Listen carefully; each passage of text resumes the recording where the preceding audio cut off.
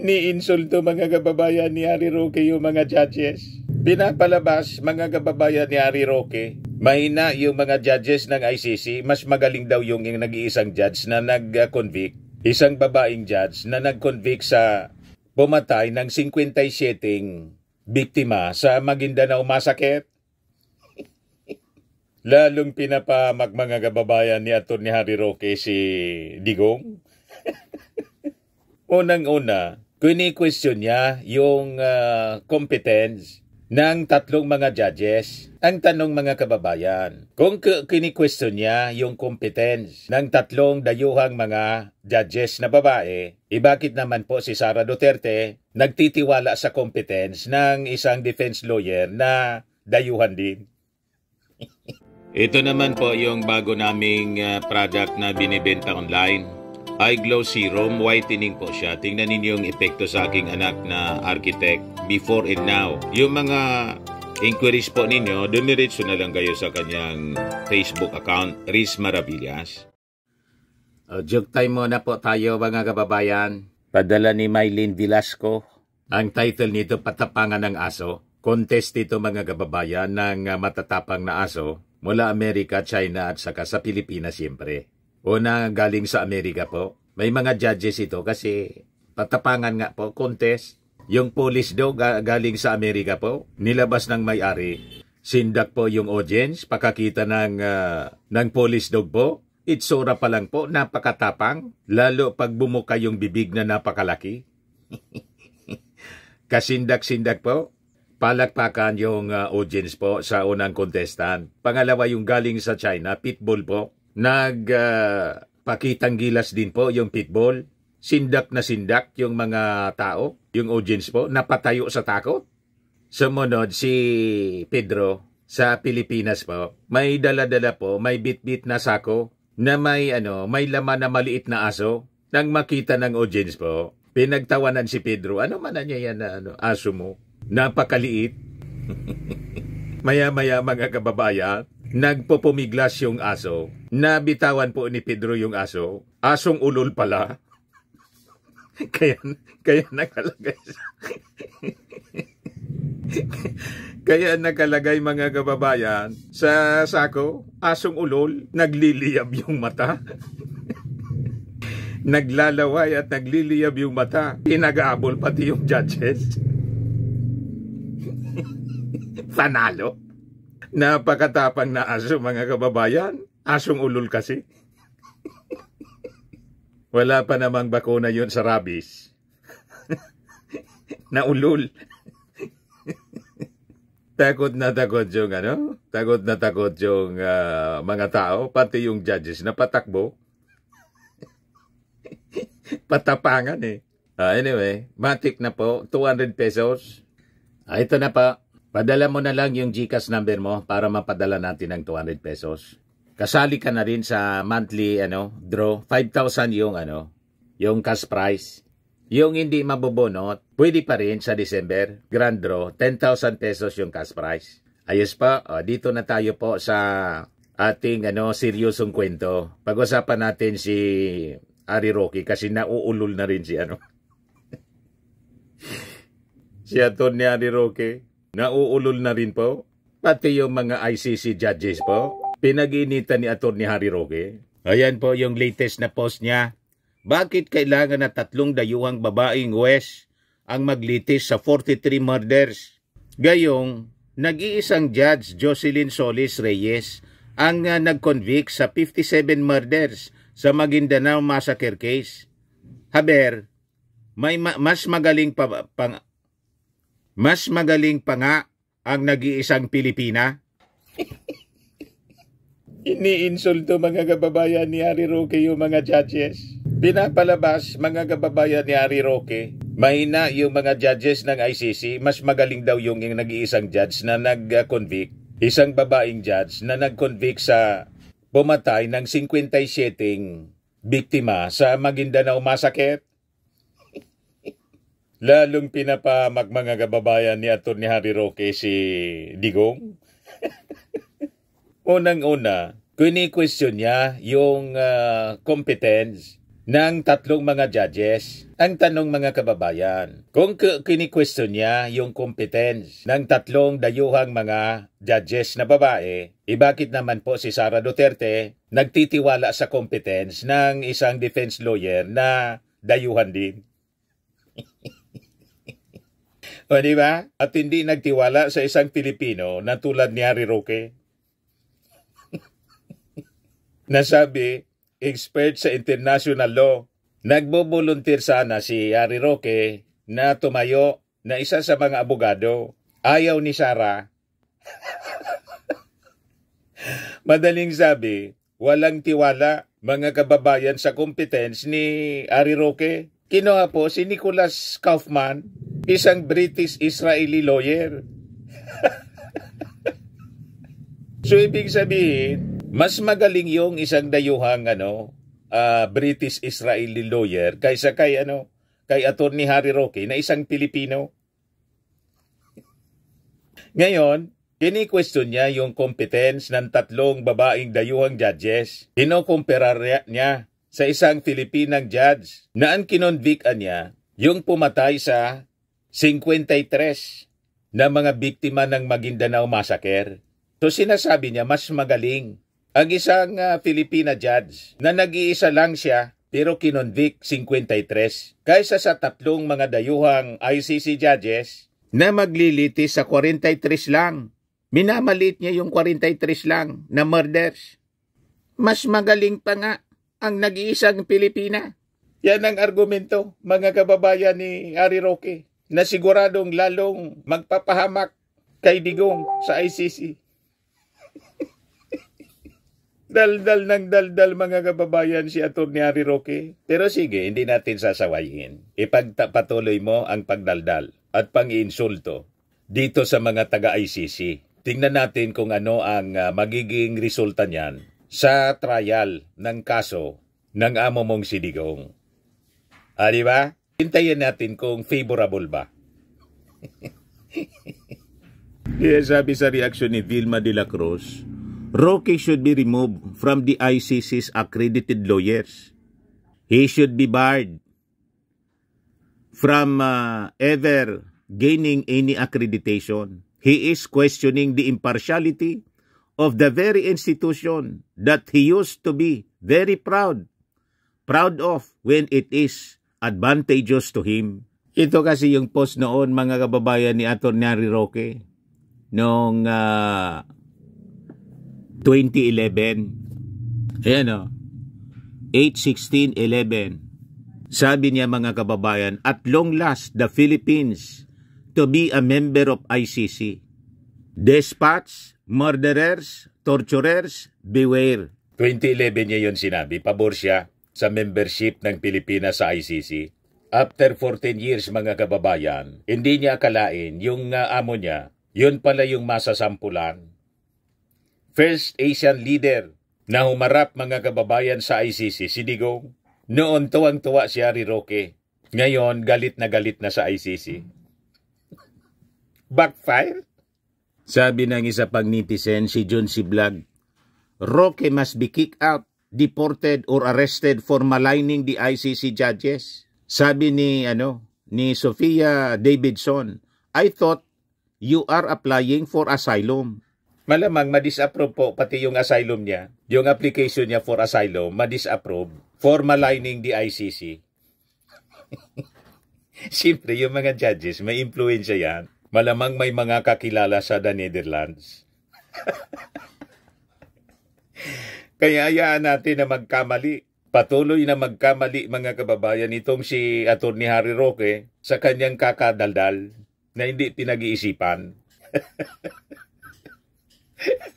Di ba? Alangan man itong mga judges, mga kababayan, walang kakilala sa gobyerno ng Netherlands. Nagets na ninyo? Malamang mayroon. Pero siyempre, hindi man sasabihin na influensya nila.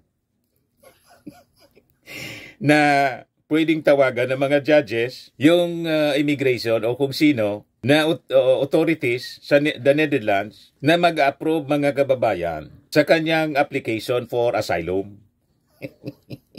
Malamang ma-deport si i-deport ng immigration. Imbes na i-approve ng gobyerno ng Netherlands, yung immigration ng Netherlands mga kababayan, i-deport itong si Harry Roque dahil sa masamang bibig. Tama po yung ating mga analysis. Iniinsulto niya yung mga ICC judges, minamaliit. Kinukumpara sa isang Filipina judge na nag-convict doon sa mga sangkot sa Maguindanao Massacre na ang pinatay 53. Ito anya. Ang kaso anyang isinampa, 43 cases. Sample cases man lang po yun, sabi ng abogado ng prosecution, si Attorney Conte. Ganun pala yung patakaran. Hindi kailangan yung 30,000 kasi establish lang yung pattern ng kaso for crimes against humanity. Yun pala yun. Sample case. At hindi na nangahulugan na yun lang ang kaso. Madadagdagan pa nga po yung kaso ni Digong, sabi sa report na nakuha natin kahapon.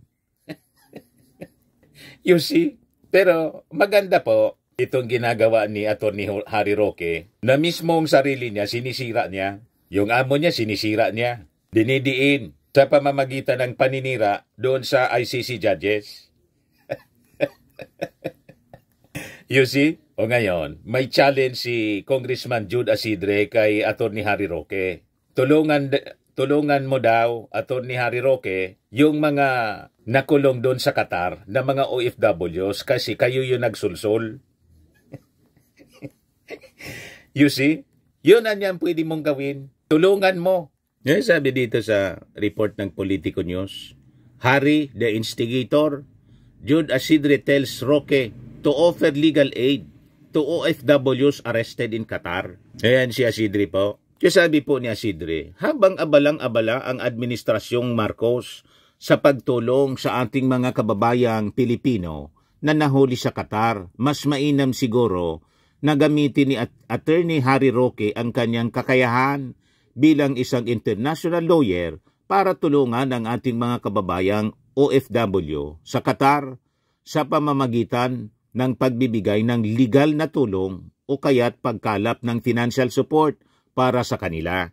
Sabi ni Asidre, sa intindi ko, isa siya sa mga nagbuyo sa ating kawawang mga kababayang naiipit ngayon na magsagawa ng pagtitipon. Wala namang silbi ang apil-apil niya sa Qatari authorities.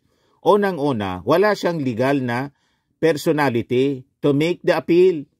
Pangalawa, fugitive siya dahil sa contempt ng Kamara.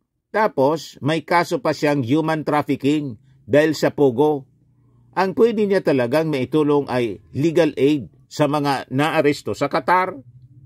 Tama po. Kasi sabi po ni Yusek Di Vega ng DFA, malamang yung ibang mga may na-release na mga bata yung na-release. Kasi 20 pala yon. May 17 pa po na until today nakakulong, tinutulungan ng gobyerno. Itong mga OFWs na to, sinulsulan, ibinuyo ni Attorney Harry Roque. Sabi ni Asidria, isa si Attorney Harry Roque sa nagbuyo kasi marami silang mga DDS na nanawagan sa mga OFW na lumabas at makisali sa protesta, sa pagkahuli, sa pagkakulong sa ICC mga kababayan ni Digong. So ibinuyo nila. Pagkatapos, sige lang ang daldal na kung ano-ano ni Attorney Harry Roque. Tama si Asidre, tulungan mo itong mga OFW kasi kayo yung nagbuyo. Maara po mga kababayan sa pagkakulong na aabot sa 3 years. Imagine that. Ito po si Eduardo Di Vega, DFA Undersecretary. Pinasinungalingan yung balita na ang sabi, yung mga Filipino can post 1 million bail. DFA denies OFWs detained in Qatar can post 1 million bail. Sabi ni Di Vega, that's fake news. Walang bail dito. Mangyayari dyan, either ipalaya sila o kakasuhan at saka matagal ang detention. 3 years po, ang maximum. Kita ninyo? Bakit ito nangyari sa kanila? Ibinuyo nitong mga DDS tulad ni Harry Roque. Sinulsulan na mag-rally para sa tinatawag nilang global people power. Yan ang pinalalabas ng mga DDS. Global anya ito, matindi, global people power. O ngayon, yung mga nagsulsol tulad ni Atty. Harry Roque, yun ang challenge. Bakit hindi ninyo tulungan ngayon? Yan o. Bring him home. Sasabi dito ni De Vega, one of the Filipinos was immediately released anya, but 20 were held by Qatari authorities. So, ibig sabihin, hindi 17, 19 pala. For holding a political rally, was released through the intervention of the Philippine Embassy in Doha. So, ang tumutulong po, hindi man mga DDS, hindi man si Atty. Harry Roque, hindi man si Sara Duterte o si Robin Padilla, hindi man sila mag-effort. Lalo na, imposibleng si Digong kasi nakakulong. Ang nag-i-effort para tumulong po, yung mga embassy officials, nakita na ninyo? Ibinuyo ninyo yung mga OFW, sinulsulan ninyo, pagkatapos pinabayaan ninyo. Nadamay tuloy sa pagkakulong. Imbes na isa lang yung nakakulong, si Digong, sa ICC, nadagdagan, mga kababayan, dahil sa pambubuyo ninyo. Tama po si Asidre.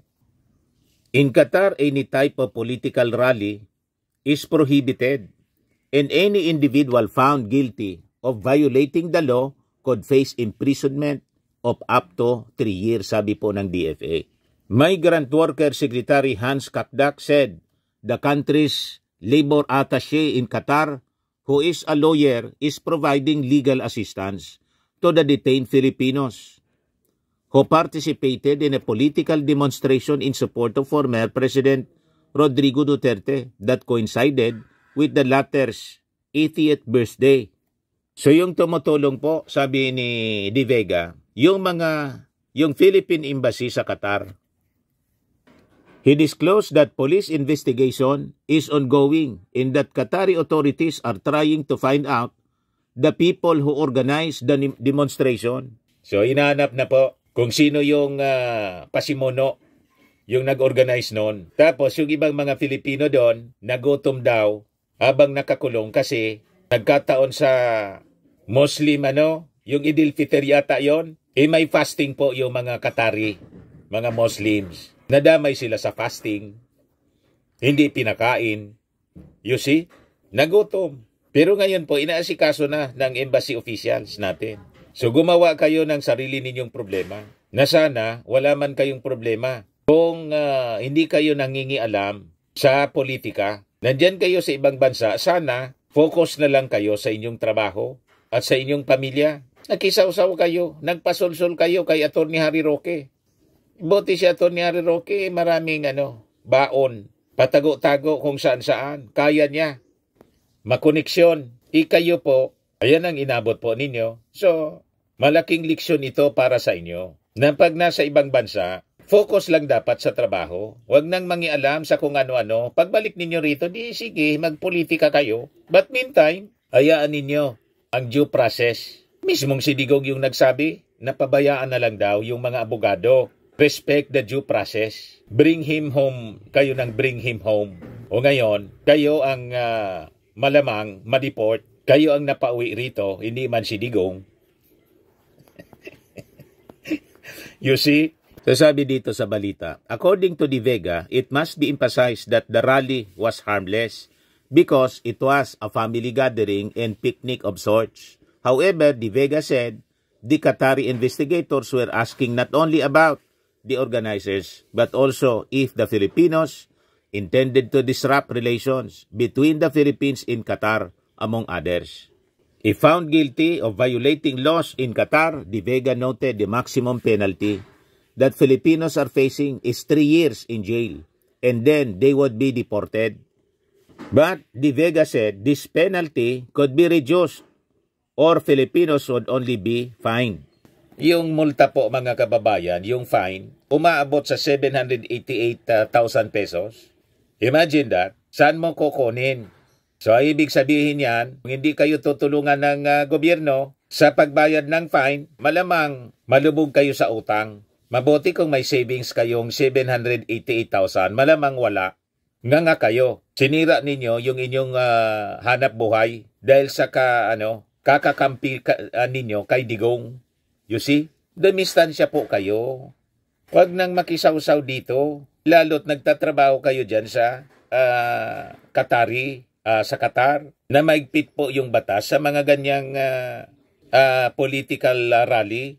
Kailan kung iyan ang ikakasaya ng inyong buhay, idiretso ninyo yung mga gawain ninyo. Tingnan natin kung saan kayo populutin yan. Tama po?